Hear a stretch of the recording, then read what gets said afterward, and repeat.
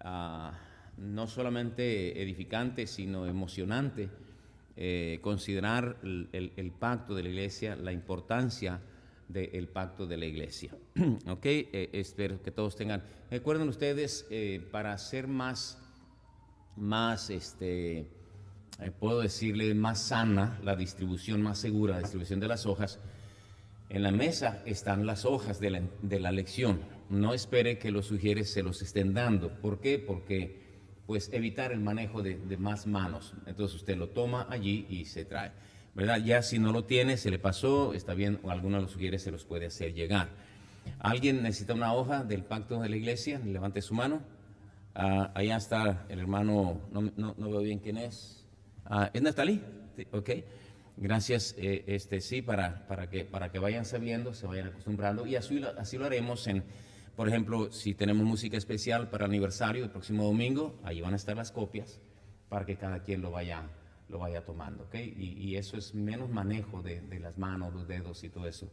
Tal vez les parezca exageración, pero es mejor exagerar en este caso. Para la lección de hoy, hermanos, vamos a necesitar, voy a necesitar que algunos hermanos me ayuden en la búsqueda de los versículos. Voy a pedirle a los hermanos, aquí están el hermano Félix, la hermana Eva y su hijo Isaac, Israel, nos pueden ayudar con las lecturas. Si pueden darles un micrófono a ellos.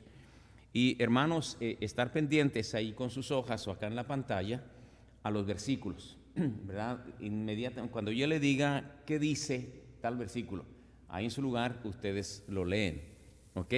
No tengan que parar y maniobrar la Biblia. Si no lo encontraron, entonces lo voy a leer yo, ¿ok? Y eso es para darle fluidez y certeza. Vayan buscando los versículos, hay muchos versículos, pero quiero ir ágil en estos versículos para llegar a lo que es el pacto de la iglesia. No será muy larga la lección, yo creo, pero será muy interesante, ya lo verán ustedes, será muy interesante.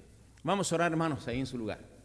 Señor, de nuevo nos dirigimos a ti ahora para pedir tu bendición sobre las clases, sobre la clase que vamos a tener enseguida, que tú nos des entendimiento, buena disposición para recibir, no solamente los que están aquí, sino los que están conectados cerca o lejos, Señor, que podamos entender, que podamos apreciar y estar dispuestos a este paso importante como es el pacto de la iglesia. Bendice, te lo pido en el dulce nombre de Cristo Jesús.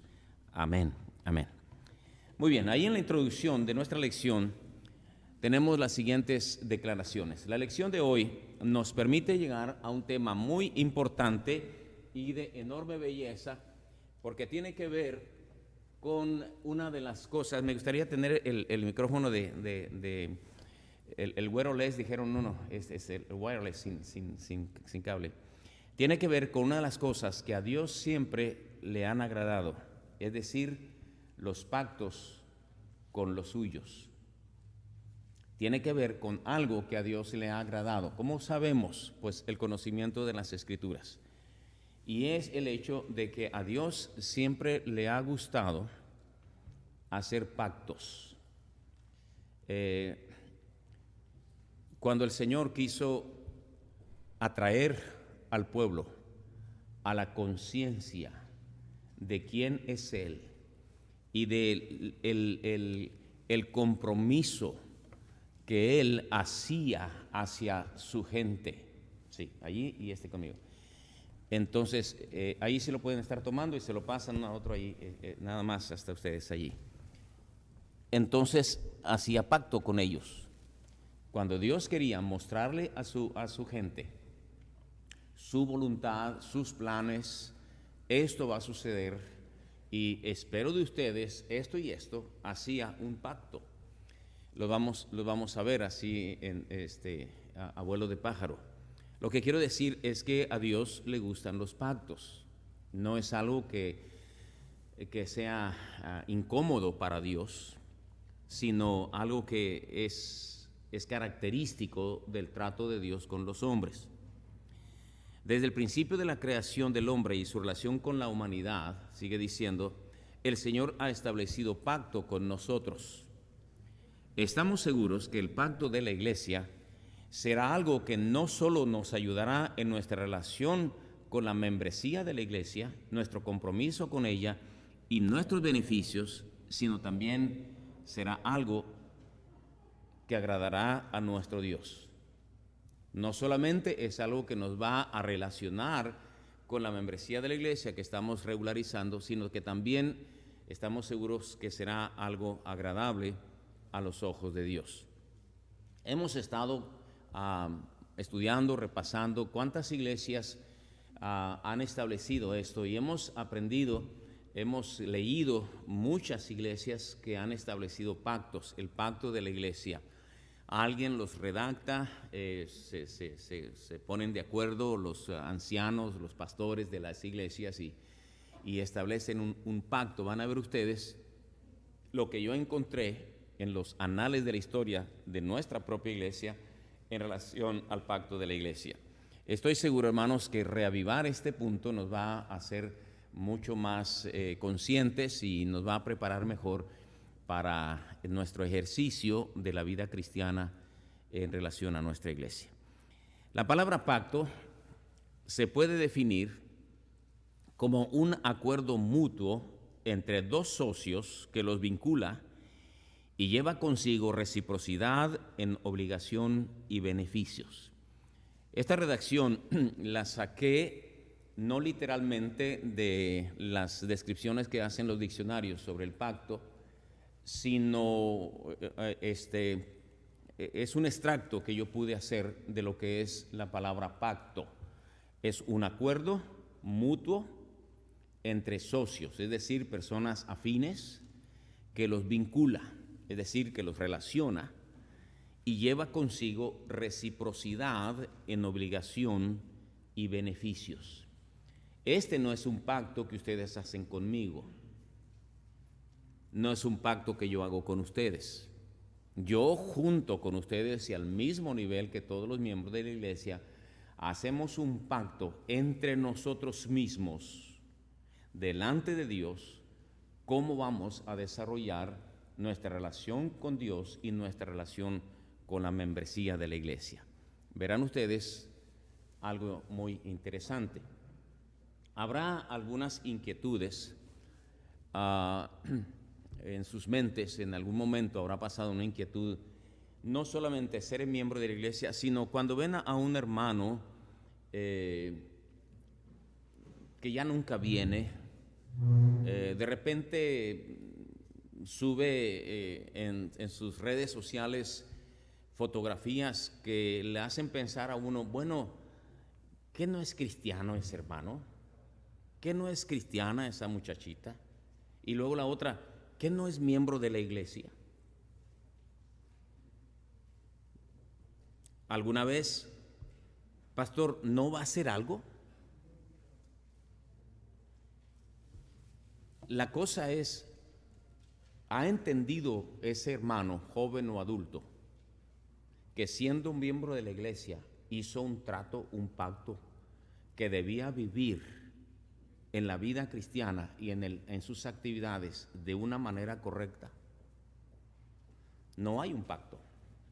No se ha enfatizado, mejor dicho, ese pacto en la iglesia.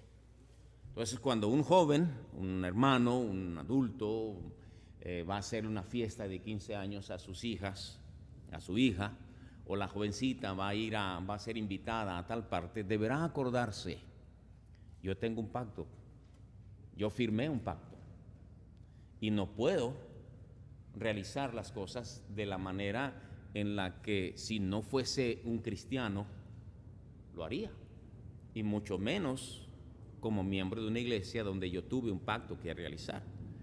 Habiendo firmado el pacto, entonces yo ya tengo acceso y decirle, hermano, tú firmaste un pacto, ¿verdad? ¿Estás decidido a seguir en esa manera de vivir? ¿O te vas a corregir? ¿O vas a hacer algo? Y habrá veces en las que se tendrá que aplicar disciplina. El pacto de la iglesia, hermanos, nos va a ayudar a tener una mejor relación entre nosotros como miembros de la iglesia. No es eliminatorio, no es con la intención de tú sí, tú no eres digno, tú sí. Ninguno somos dignos, comenzando conmigo, no somos dignos. Pero sí nos va a ayudar a tener mayor conciencia de lo que es ser miembro de la iglesia. No solamente soy miembro, sino cómo se espera que uno de los miembros de la iglesia nos conduzcamos. Entonces, la palabra pacto es un acuerdo entre dos socios o dos grupos de personas que los vincula y lleva consigo ese vínculo, ese trato, lleva beneficios y lleva obligaciones. Porque ser miembro de la iglesia no solamente trae obligaciones, trae beneficios, muchos beneficios. Y no solamente trae beneficios, también trae obligaciones. Vamos a ir a la Biblia, por favor, hermanos. Ábranla en Génesis capítulo 2, versículos 15 al 17. Y luego la hermana Eva nos va a leer Oseas 6, 7. Y lo que vamos a ver en estos versículos, simplemente lo voy a mencionar rápido, son los pactos que Dios hizo con el hombre desde el principio de la creación. En Génesis 2, 15 al 17, vamos a ver que Dios entró en un pacto con Adán. Y vamos a empezar a notar que desde el mismo principio de la humanidad, el Señor quiso hacer un trato con los hombres. ¿Qué dice Génesis 2, 15 al 17? Micrófono, por favor. Ahí está. Tomó pues Jehová Dios al hombre y lo puso en el huerto del Edén para que lo labrara y lo guardase.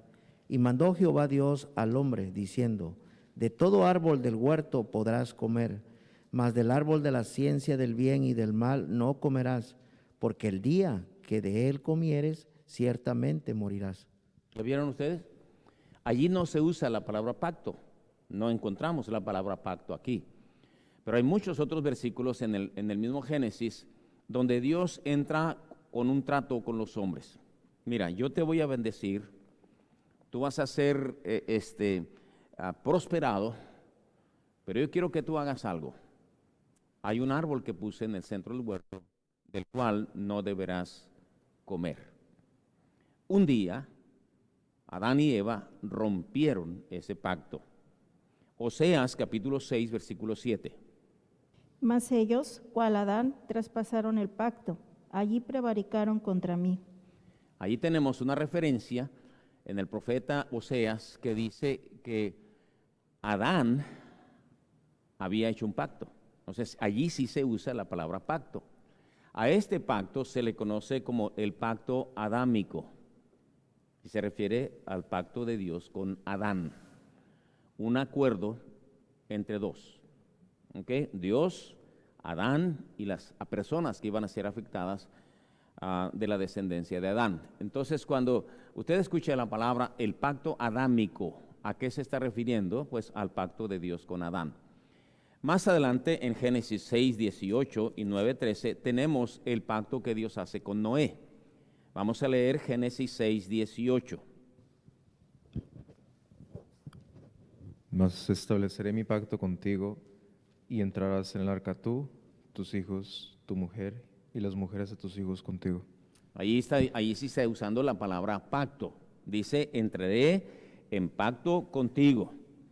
Estableceré mi pacto contigo y entrarás tú en el arca, tus hijos, tu mujer y las mujeres de tus hijos contigo. A este se le conoce como el pan noéico. En el 9:13, ¿qué dice del mismo Génesis? Hermano, adelante. Mi arco he puesto en las nubes, el cual será por señal del pacto entre mí y la tierra. Muy bien. Entre mí y la tierra, mi arco he puesto en las nubes, la cual será señal del pacto. Vean ustedes la palabra pacto allí. Dios entra en pacto con Noé. ¿Okay? Tú vas a entrar al arca, yo voy a mandar un diluvio. Si tú me obedeces, en el arca vas a estar a salvo tú y tu familia. Este es el pacto noéico. Se usa la palabra pacto. Más adelante, en Génesis capítulo 15 y muchos otros versículos, vamos a encontrar el pacto que se conoce como abrámico, que es el pacto abrámico, el pacto de Dios con Abraham. Génesis 15, 18, ¿qué dice? Aquel día hizo Jehová un pacto con Abraham, diciendo: a tu descendencia daré esta tierra, desde el río de Egipto hasta el río grande, el río Éufrates. Usted mismo, el 17, ¿qué dice? 17:7, perdón. y estableceré mi pacto entre mí y ti y tu descendencia después de ti en sus generaciones, por pacto perpetuo para ser tu Dios y el de tu descendencia después de ti. Muy bien, aquí Dios escoge a Abraham, lo llama de Ur de los Caldeos, le dice, voy a hacer una gran descendencia de ti, y entra en un pacto con Abraham. Este se conoce con el pacto abrámico. Vean ustedes la constante referencia de pacto. El propósito de repasar estos versículos es demostrarles, sustentar lo que decía en la introducción. A Dios le han gustado los pactos con la humanidad. Su trato con los hombres siempre ha sido mediante pactos. Este pacto de Abraham fue confirmado con Isaac y Jacob. No puse todos los versículos ahí porque no se trata de hacer un estudio de los pactos. El estudio de los pactos es fabuloso, es increíble. Hay muchísimos versículos en qué consiste el pacto, cuándo el pacto es unilateral y cuándo es bilateral, porque hay uno que otro pacto unilateral donde Dios dice, yo entro al pacto contigo y esto es lo que yo voy a hacer contigo. Y muchas veces Dios exige una reciprocidad en este pacto. Vamos a ver el pacto mosaico. En Éxodo capítulo 2, versículos 23 y 24, vamos a ver el pacto que Dios hace con Israel. También se le puede conocer como el pacto israelita o el pacto mosaico. Éxodo 2, 23 y 24. Aconteció que después de muchos días, micrófono, no apaguen el micrófono ustedes, hermanos, que lo manejan allá, ¿ok? Aconteció que después de muchos días murió el rey de Egipto, y los hijos de Israel gemían a causa de la servidumbre y clamaron, y subió a Dios el clamor de ellos con motivo de su servidumbre. Y oyó Dios el gemido de ellos y se acordó de su pacto con Abraham, Isaac y Jacob. Muy bien, allí tenemos la referencia de la relación de Dios con Moisés, ¿verdad? Y entra en pacto con Israel y se acuerda del pacto que Dios hizo con Abraham. Si ustedes se fijaron, el pacto de Abraham era un pacto perpetuo y se repite para sus hijos, Isaac y Jacob, y luego de las 12 tribus de Israel viene toda la nación de israelitas o hebreos llamados también, ¿verdad? Y luego entran en la esclavitud en Egipto, con la historia de José y todo eso. Un faraón que no conoce a José se levanta, esclaviza a los israelitas y ellos empiezan a clamar y todo eso, y dice la Biblia, se acordó Dios del pacto con Abraham y luego establece un pacto con Moisés. Sigue la historia y llega el periodo de los reyes, ¿ok?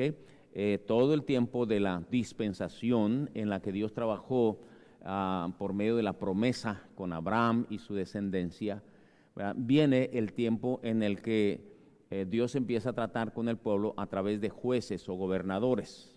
Vamos a ver el primer juez, Josué, ¿verdad? Después que muere Moisés, viene Josué, muere Josué, viene todo el periodo de los jueces. Ese es el tiempo donde gobernaban los jueces, ¿verdad? Y ya no les gustó a los israelitas y clamaron por un rey, y Dios les dio reyes, y empieza el periodo de la monarquía.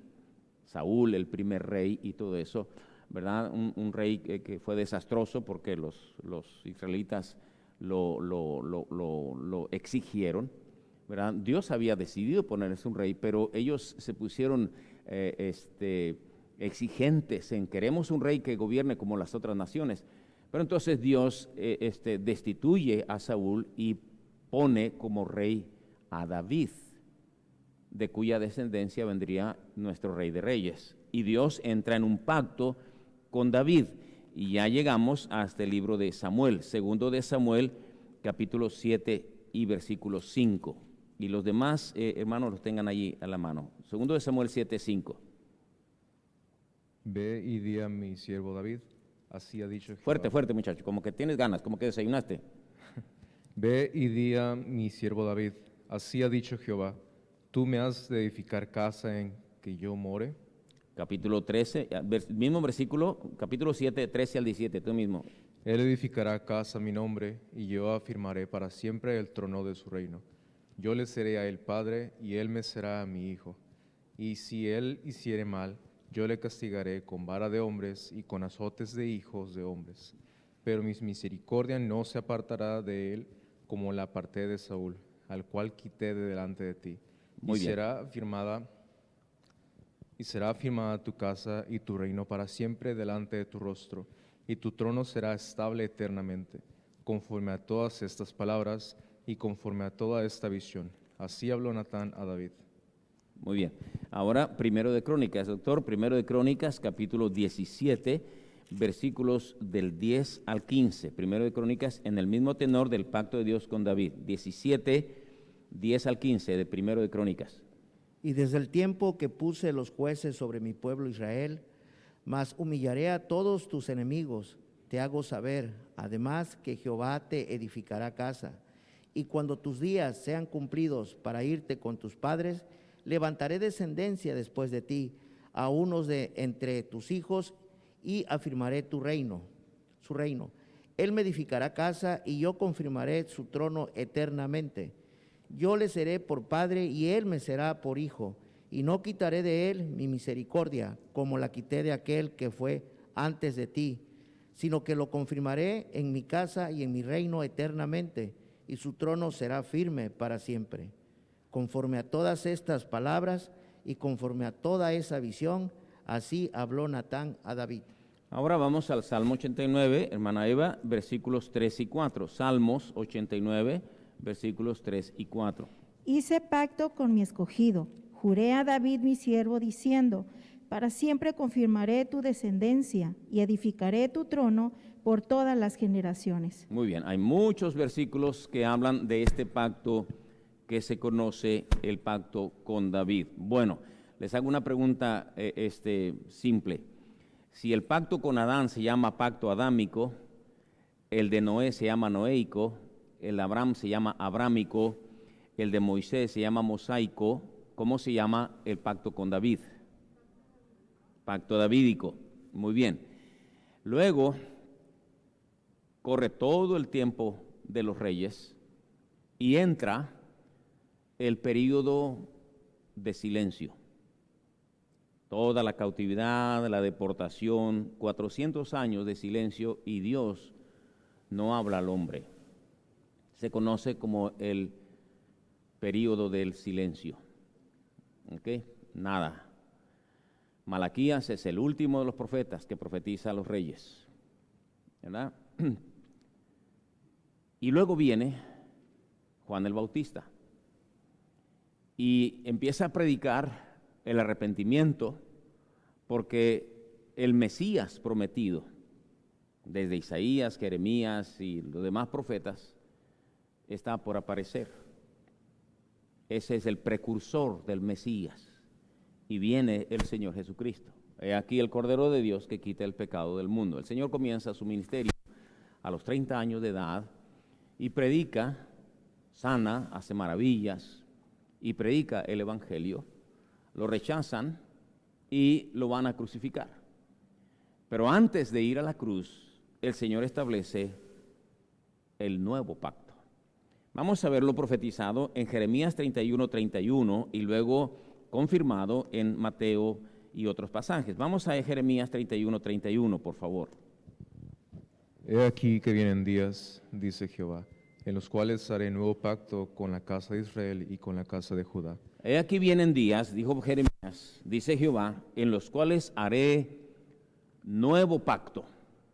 Un pacto nuevo, completamente nuevo con la casa de Israel y con la casa de Judá.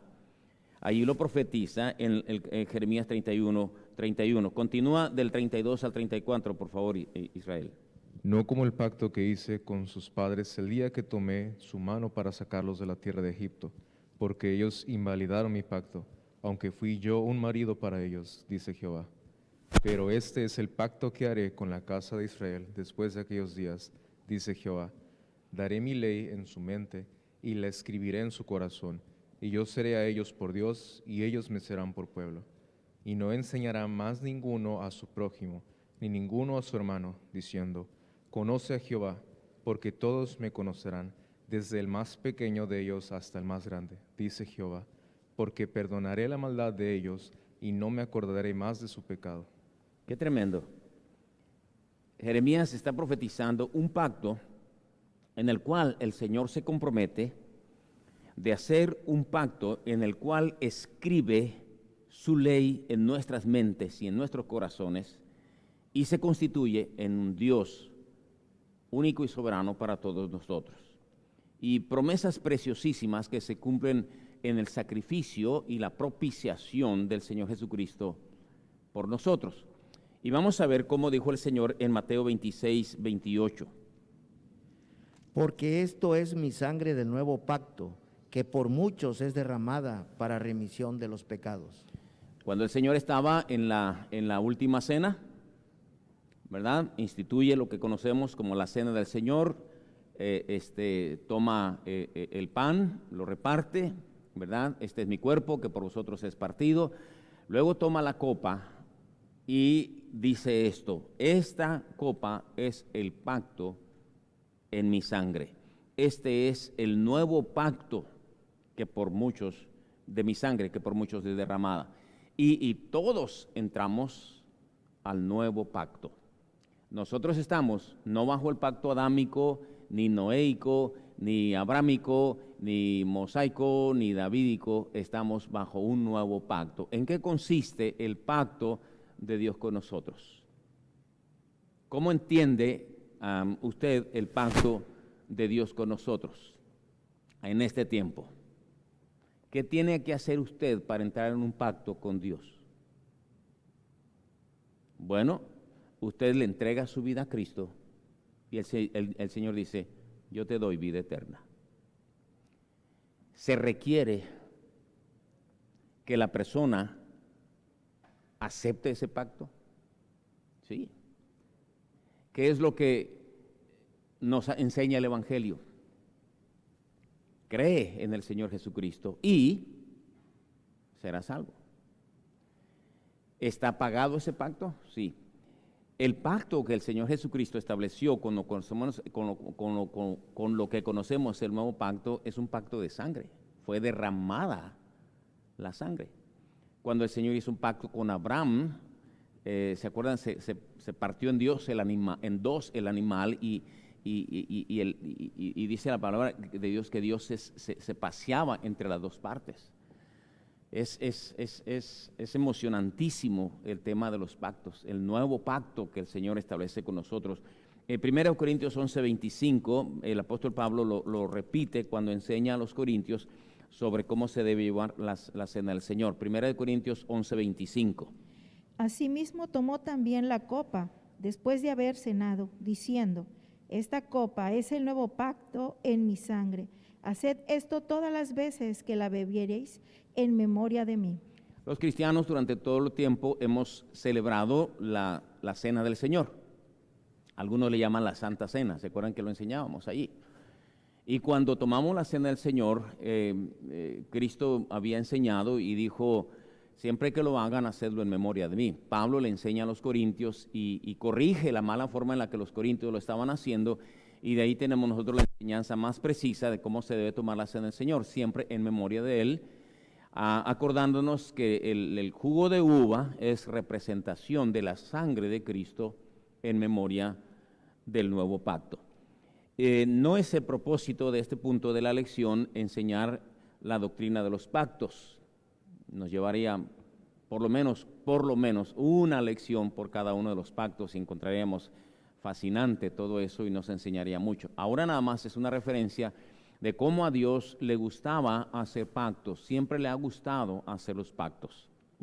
¿Hay un pacto nuevo después del nuevo pacto? Ya no. La sangre de Cristo cubre toda nuestra relación con Él.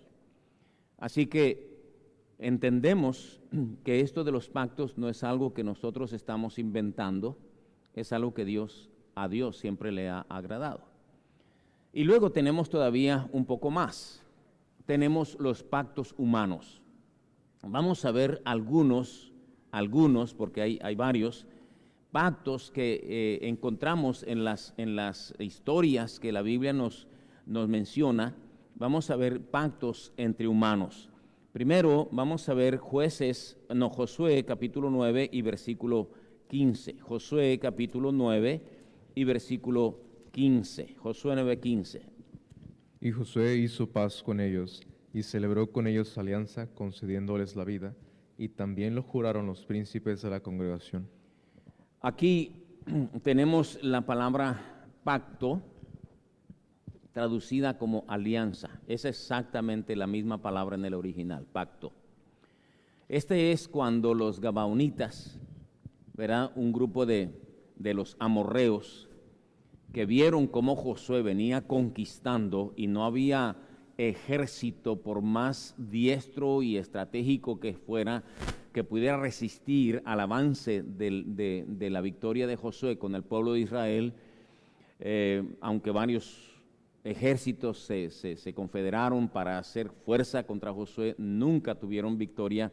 Entonces los gabaonitas fueron muy astutos y se fingieron ser de pueblos muy lejanos, se vistieron de ropas raídas, zapatos gastados, pan mohoso, y fueron y le dijeron a Josué: mira, nosotros venimos de pueblos muy lejanos, hemos oído de tu Dios, y mira, nosotros estamos más que asombrados de tu Dios, y bla, bla, bla, bla. Y dice la Biblia que Josué no consultó con Dios ni los ancianos, y entraron en pacto con los gabaonitas. Y ese pacto consistía en esto: ustedes se unan a nosotros, no nos hacen daño, y nosotros no les vamos a hacer daño a ustedes. Hicieron un pacto. No pasaron, creo, más que 3 días cuando se dieron cuenta que los gabaonitas eran vecinos y eran de los amorreos, que Josué había tenido la orden de parte de Dios de destruir, pero no lo pudo hacer porque había un pacto. Entraron en un pacto, el pacto de Josué con los gabaonitas. Este fue grupos. En Malaquías 2:14 tenemos también lo que se conoce como el pacto matrimonial. Ayer tuvimos una boda, ¿verdad? Y esto, ya sabemos, es un pacto. Cuando mi esposa y yo nos casamos, entramos en un pacto. Cuando usted se casó con su esposa, es un pacto. Tradicionalmente se conoce como contrato matrimonial, pero pacto es algo muy superior a un contrato, porque el contrato se puede romper, el contrato se puede rescindir. Si uno de los dos no cumple el contrato, pues el contrato queda anulado. Pero pacto es la palabra que Dios usa para el matrimonio. Esto es hasta que la muerte nos separe. ¿Qué dice Malaquías 2:14? Mas diréis: ¿por qué? ¿Por qué Jehová ha atestiguado entre ti y la mujer de tu juventud, contra la cual has sido desleal, siendo ella tu compañera y la mujer de tu pacto? ¿Por qué? Porque Jehová ha atestiguado entre ti y la mujer de tu juventud, contra la cual has sido desleal, siendo ella tu compañera, y dice el Señor, y ella es la mujer de tu pacto. Vamos a ver otro pasaje un poco fuerte en Ezequiel capítulo 16, versículo 8. En el mismo tema, cómo es que el matrimonio es un pacto. Ezequiel 16:8. Y pasé yo otra vez junto a ti y te miré, y he aquí que tu tiempo era tiempo de amores, y extendí mi manto sobre ti y cubrí tu desnudez, y te di juramento y entré en pacto contigo, dice Jehová el Señor, y fuiste mía. Aquí está haciendo una analogía entre el matrimonio y la relación que Dios quiso tener con Israel. Y dice: yo entré en pacto contigo. Usted toma a su esposa, usted se entrega a su esposo y entran en un pacto. Y también en Proverbios capítulo 2, versículo 17, tenemos otro versículo más que enseña que el matrimonio es un pacto. Proverbios 2:17. La cual abandona al compañero de su juventud y se olvida del pacto de su Dios. La cual abandona al compañero de su juventud y se olvida del pacto de su Dios. Cuando un matrimonio cristiano se va a llevar a cabo, debe saber que está entrando en un pacto. Muchos matrimonios en el mundo secular, sin conocer a Dios, sin conocer a Cristo, se casan y si no nos va bien, pues nos divorciamos y cada quien hace su vida. Y si hay hijos, pues que los hijos decidan con quién se quedan, o que el juez decida con quién se queda, o nos peleamos a ver quién gana y se queda con los hijos. Y hacen del sagrado matrimonio algo muy superficial, como si fuera nada más un contrato. Dios dice que el matrimonio es un pacto. Entonces, si usted, hermano, se va a casar, joven se va a casar, se debe saber que es un pacto, ¿okay? No es algo superficial. Los padres deben tener cuidado a quién van a aceptar como amistad de su hijo, de su hija, porque esa amistad se va a convertir en algo más que una amistad y el papá, mamá deben estar pendientes porque van a entrar en un pacto. Y qué bueno que tengan amistades cristianas y qué bueno que lleguen a tener algo más que amistad como un noviazgo o algo así, qué bueno que se lleguen a casar, pero no sin estar completamente seguros de que saben lo que están haciendo, van a entrar en un pacto. Bueno, hay pactos entre grupos, hay pacto matrimonial. También vamos a ver un pacto de amistad en 1 de Samuel 18, del 1 al 4. Este es entre David y Samuel, me parece, y Jonatán, perdón. 1 de Samuel 18, del 1 al 4. 1 de Samuel 18, del 1 al 4. Y volviendo al pacto matrimonial, el Señor dice que el pacto matrimonial debe ser entre creyentes. No en pacto desigual. Un creyente con un incrédulo no va a funcionar. Bueno, 1 de Samuel 18, del 1 al 4. Aconteció que cuando él hubo acabado de hablar con Saúl, el alma de Jonatán quedó ligada con la de David, y lo amó Jonatán como a sí mismo. Y Saúl le tomó aquel día y no le dejó volver a casa de su padre. E hicieron pacto Jonatán y David, porque él le amaba como a sí mismo. Y Jonatán se quitó el manto que llevaba y se lo dio a David, y otras ropas suyas hasta su espalda, su arco y su talabarte. Y salía David a donde quiera que Saúl le enviaba, y se portaba prudentemente. Y lo puso Saúl sobre gente de guerra, y era acepto a los ojos de todo el pueblo y a los ojos de los siervos de Saúl. Bueno, es ahí. El versículo 4 dice que, el versículo 3 dice que hicieron pacto Jonatán y David. Entraron en un pacto porque se sintieron identificados.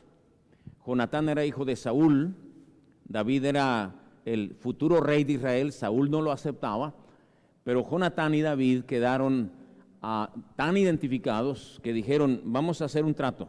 Dice Jonatán a David, mira, si tú llegas a ser rey, aunque mi padre te odie, estoy transliterando todo esto, tú te vas a encargar como rey de que nadie le haga daño a mi descendencia.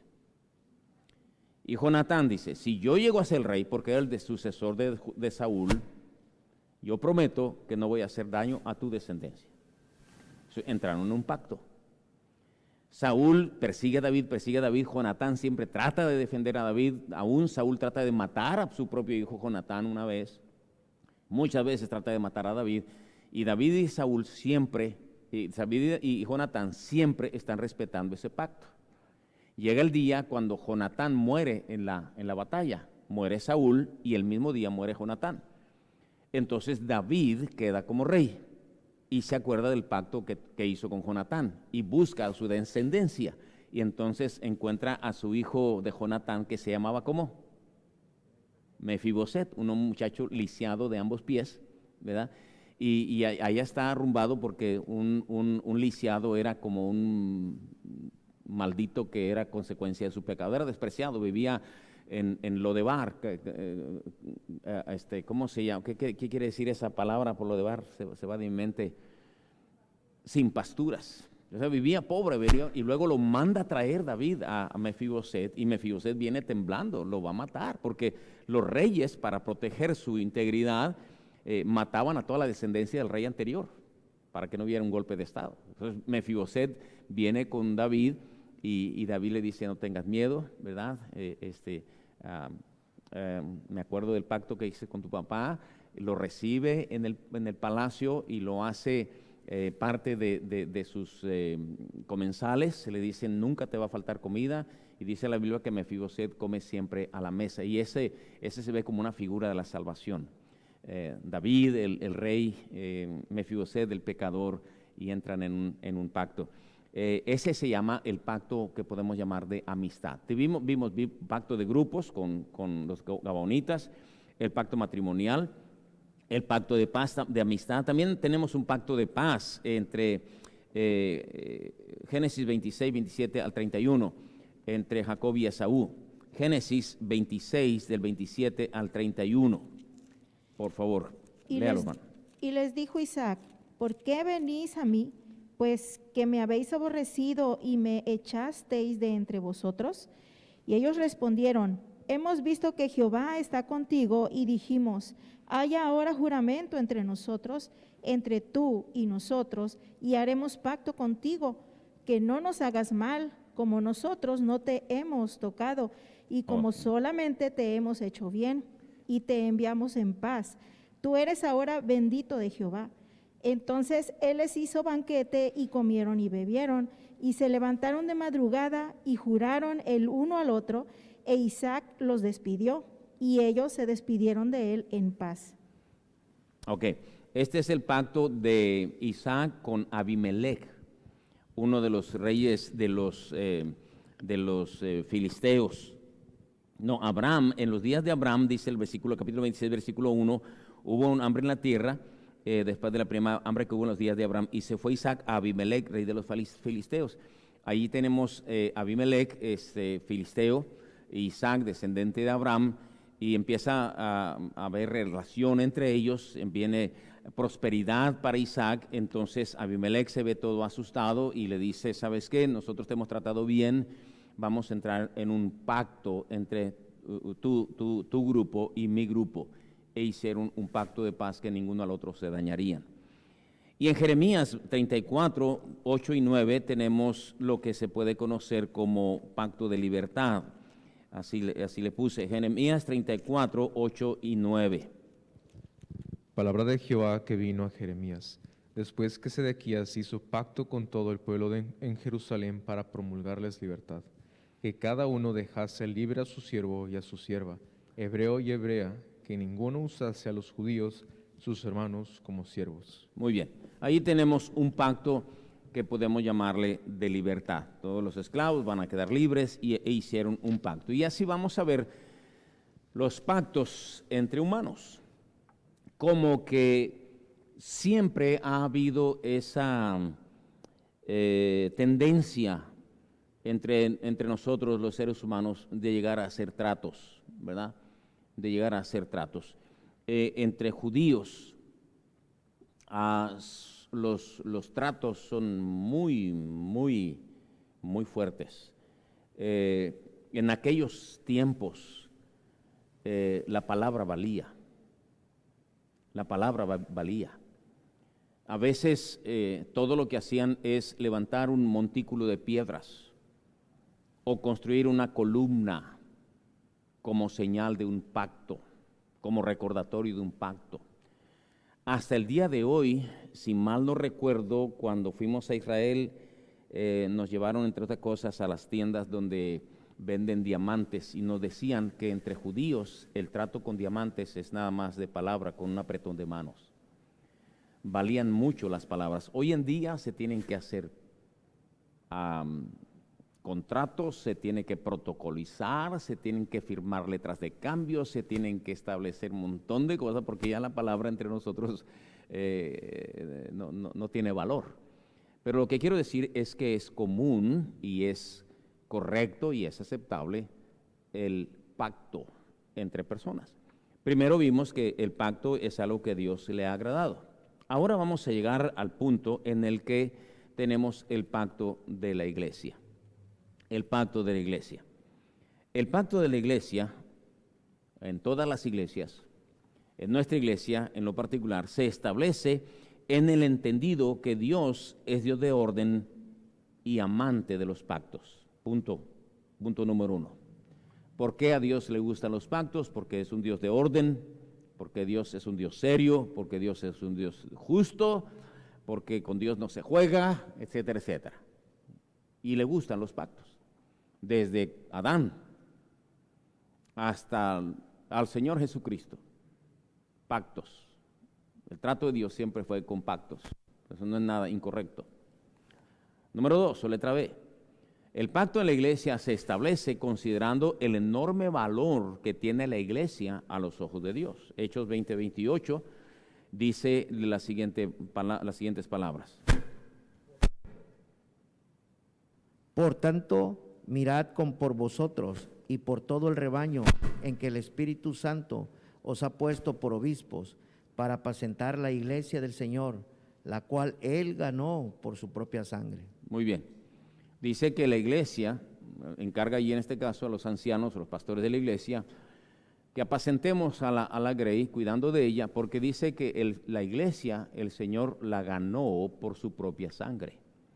Entonces, la iglesia no es un juego, la iglesia no es un grupo social, la iglesia no es una asociación de personas que tienen algunos intereses materiales o sociales. La iglesia es el cuerpo de Cristo que Él ganó con su sangre. La iglesia no podía haber existido si el Señor Jesucristo no pagaba el precio, porque la iglesia está compuesta por redimidos. La iglesia no puede estar compuesta por inconversos. Ningún miembro de la iglesia puede serlo si no se ha convertido a Cristo. ¿Ok?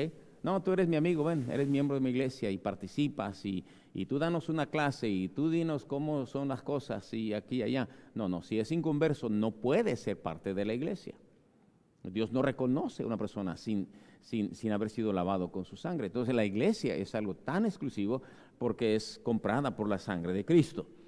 Este pacto, letra C, lleva consigo una gran responsabilidad entre hermanos en Cristo.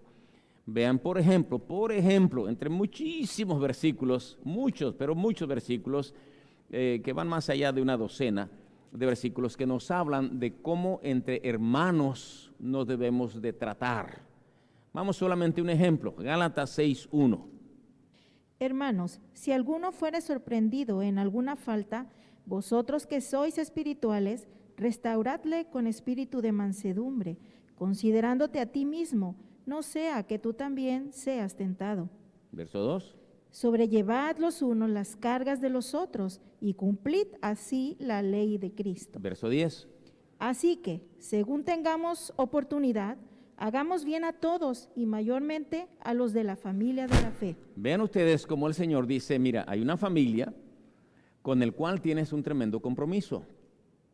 Si ves a un hermano que ha caído en una falta, no lo juzgues.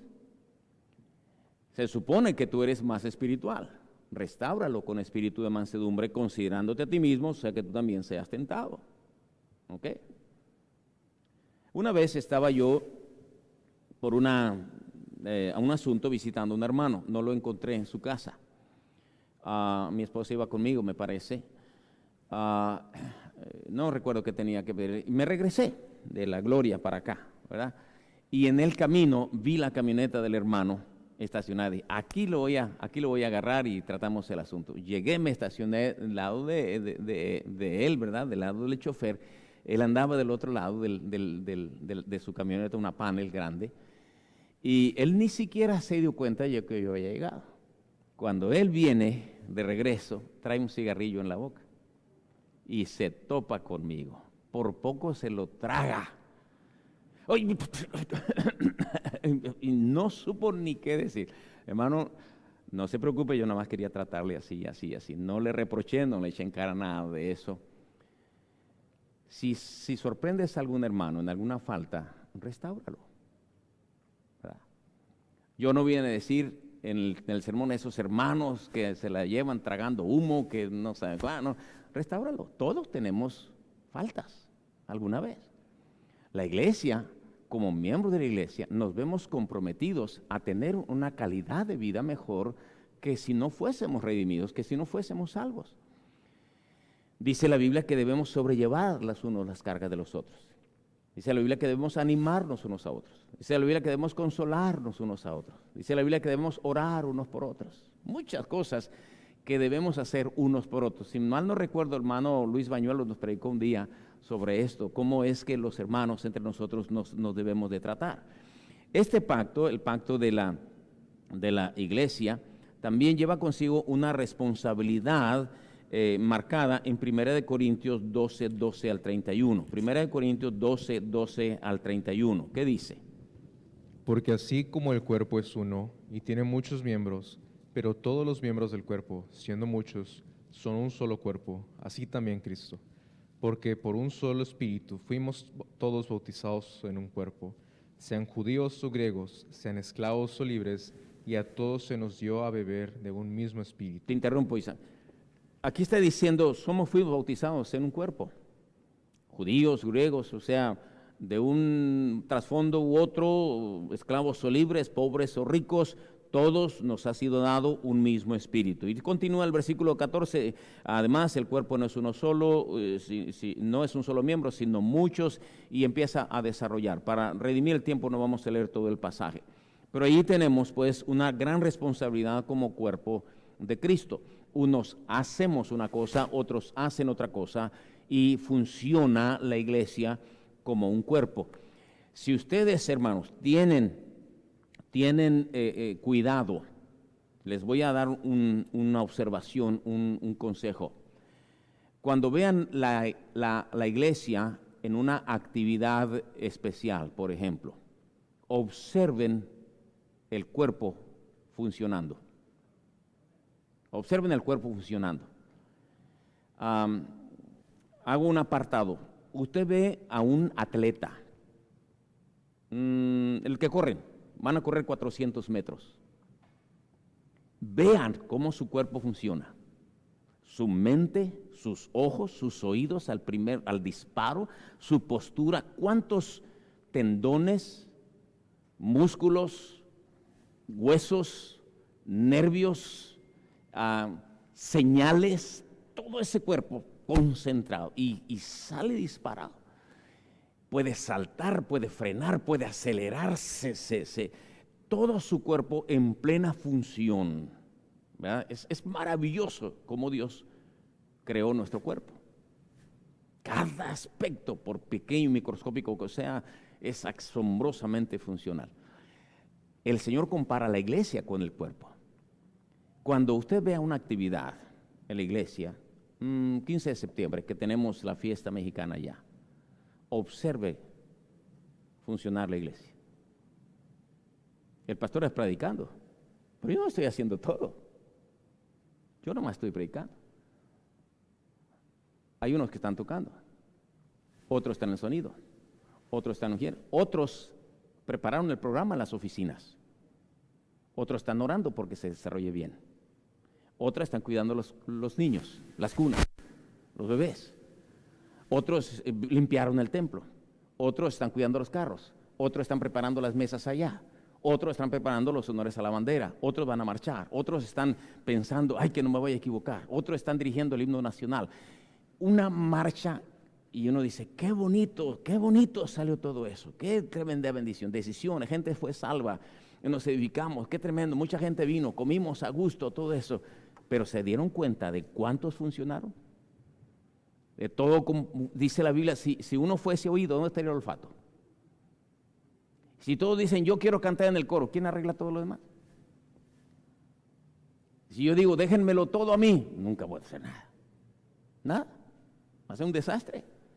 Tenemos que funcionar como cuerpo. Entonces, el pacto de la iglesia nos lleva a entender la gran responsabilidad que tenemos como cuerpo de Cristo. Todos tenemos una función que desarrollar como miembros del mismo cuerpo. Y hay veces que tenemos funciones de elementos que no nos damos cuenta. No nos damos cuenta. Ya suponemos que así es. Cuando una pareja se va a casar, yo le digo, no crean que todo funciona automáticamente. Hablen quién va a preparar el sonido, quién va a limpiar, quién va a tocar el piano, quién va a hacer esto, quién va a hacer esto, quién va a hacer esto, quién va a hacer esto. Todo eso, sí, todo eso. Porque tiene el cuerpo que estar funcionando perfectamente. Entonces, el desarrollo del cuerpo es porque entramos en un compromiso, en un vínculo en el que tenemos beneficios y tenemos también obligaciones. Ahora vamos a llegar a este punto, con el cual voy a terminar. En el inicio de nuestra iglesia, en algún momento de la historia se leyó el pacto que les voy a leer enseguida. Este pacto debe ser considerado, estudiado, aplicado y aprobado para que sea firmado por los miembros de esta iglesia.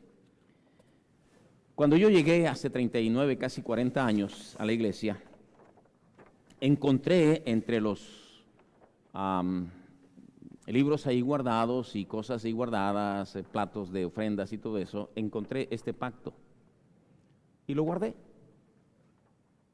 Ahí estaba. Nunca lo puse en funciones, nunca nada, me ocupé de muchas otras cosas, pero si se fijan, en ningún momento de la reseña histórica encontramos que se haya leído este pacto o que los hermanos hayan firmado ese pacto. Ha llegado la hora, no ahora mismo, pero le estoy enseñando. Este es el pacto, me pareció excelente, muy bueno. Hemos leído pactos de otras iglesias, cómo hacen y todo eso, y se los transcribí allí en la hoja, no porque quiero que este sea literalmente el pacto. A mí me parece que este pacto hay que actualizar su lenguaje y hay que ponerle versículos bíblicos que respaldan esa declaración, ¿ok? Pero se los traje. Afortunadamente, si cabe la palabra, hay copias, 13 copias de este pacto. La hoja original está resquebrajada, no la traje, la tengo allí, traje una de las copias. Y me parece bueno enmarcarla y regalársela a los fundadores de la iglesia o las familias que quedan de los fundadores de la iglesia como un recuerdo. ¿No le gustaría, hermana Juanita, el pacto de la iglesia? Está bien bonito. No sé quién lo redactó, no sé si lo leyeron, no sé si lo firmaron, no hay nada de pactos firmados en el pasado en la iglesia, pero nunca es tarde. Vean ustedes qué bonito dice. Vean ustedes qué bonito dice. Pueden estarlo leyendo en la pantalla, pueden leerlo allí en sus hojas o simplemente pueden escucharlo. Mire cómo dice.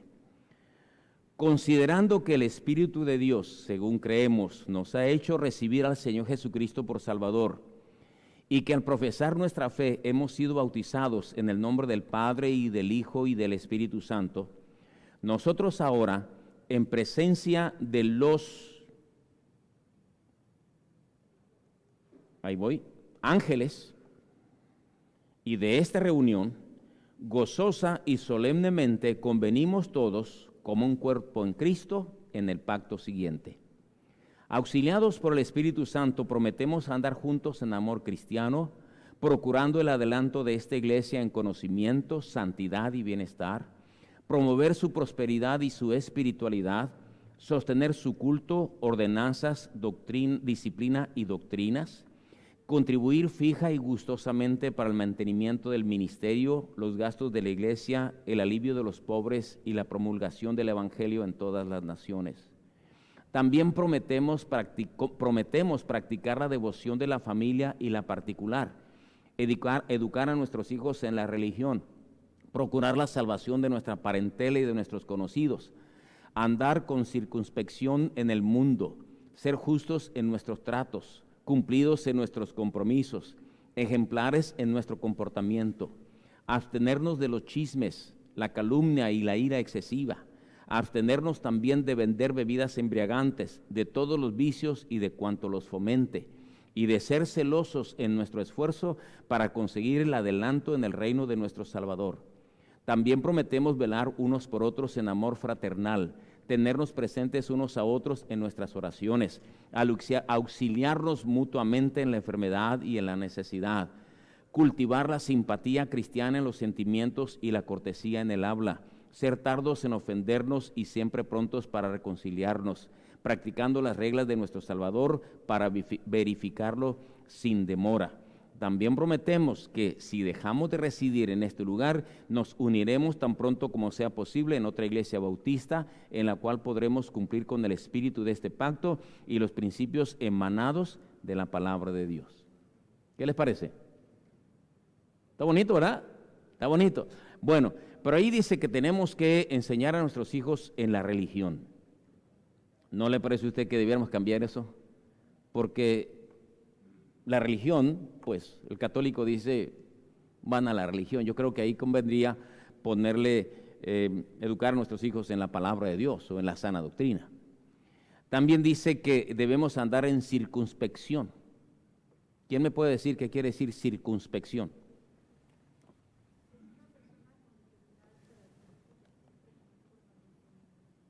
Dice la hermana que es una persona con deformidad característica, muy formalito, muy centrado.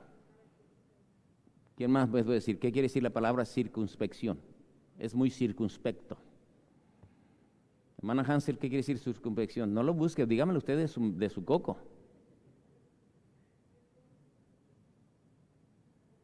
¿Será muy redondo? ¿Así?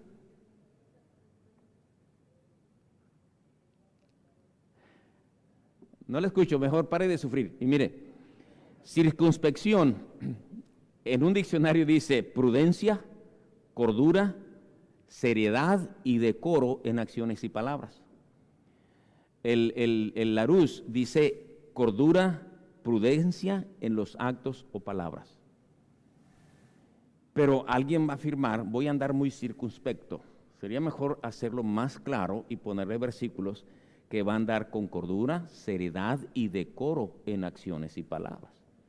Si una muchachita anda muy indecorosa, un jovencito anda muy indecoroso, bueno, ya tenemos manera de poder decirle, mira, tú firmaste un pacto. ¿Ok? Así que circunspección quiere decir prudencia, cordura, seriedad y decoro en acciones y palabras. Bueno, escribieron una palabra ahí muy dominguera, muy buena, que a estas alturas, ya con tantos cambios en el idioma, conviene mejorarlo. También dice que debemos tener devoción de la familia, practicar la devoción de la familia y la particular. Ahí cabe más bien decir en lo personal, o sea, la devoción personal. Y a cada uno de estos compromisos me gustaría ponerle versículos de la Biblia que sustentan el por qué nos estamos comprometiendo a estos determinados pactos. Voy a llegar el día en el que yo voy a presentar este pacto en una reunión plenaria y vamos a aprobarlo. Una vez aprobado por la iglesia, cuando habremos de concluir el proceso de membresía de la iglesia, cada uno de nosotros vamos a firmar ese pacto. Si no quiere firmar ese pacto, no va a poder ser miembro de la iglesia.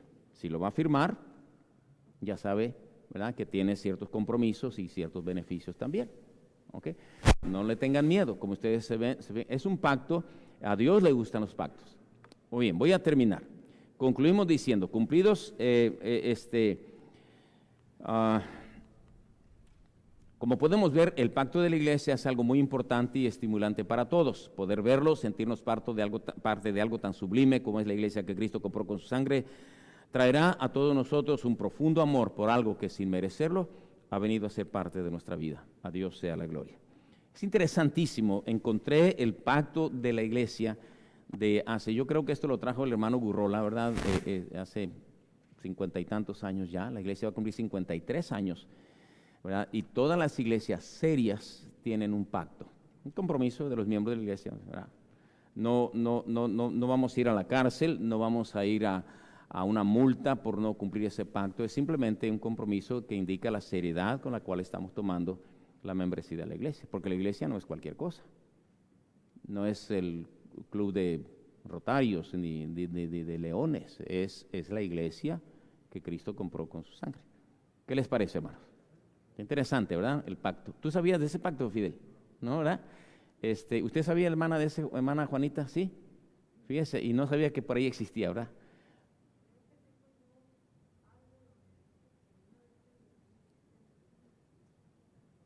Si puede encontrar eso, dice la hermana que ella se acuerda que tiene algo que una vez el pacto se le dio a la iglesia.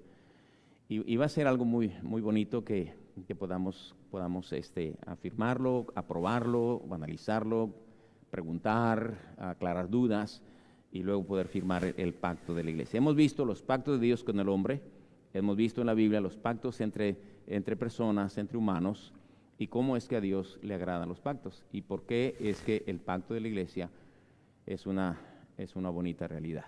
Bien, vamos a terminar. Señor, gracias por tu bendición, gracias porque podemos aprender estas cosas tan interesantes y sublimes. Gracias, Señor, porque nos has dado una iglesia donde podemos aprender, crecer, identificarnos unos a otros, habiéndonos identificado contigo por la sangre de Cristo. Ayúdanos, Señor, a ser serios y responsables en nuestro compromiso con la iglesia. Que no tengamos en poco lo que tanto costó el precio de la sangre de Cristo. Bendice, Señor, el servicio que tenemos enseguida. En el nombre del Señor Jesucristo. Amén. Bien, hermano, vamos a continuar. Hermano Irán, terminamos, por favor.